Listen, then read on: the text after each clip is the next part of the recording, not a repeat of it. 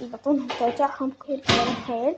أول شي تجيبون نعناع وتغسلونه حيل زين، وتجيبون ماي طبعا سوري كنت حاطة هذني بالخلاط. لازم تغسلون النعناع حيل كويس خف يعني ذي الشي لأن احنا زارعينه. وجبنا ماي بس قد ما تريدون حطوا. فهسه راح نحط النعناع، راح ادخله وارجع لكم. اوكي جايز طبعا دخلته النعناع هنا.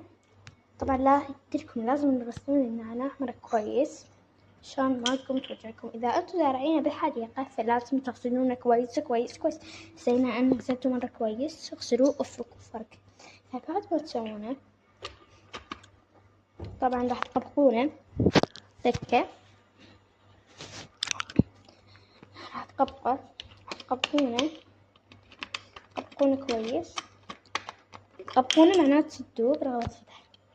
أنا فاجأ أصور في إيد واحدة فهقبقه وأجي طبقته. هسه إذا تحبونه حطوه في الثلاجة، فأنا هسه راح أحطه في الثلاجة. أفتحه وأحطه في الثلاجة هنا. فإذا تبون هي تسووا هاي الوصفة مرة راح تفيدكم، ونصيحة من يمي أنا أخذكم من السناب وبس. مع السلامة.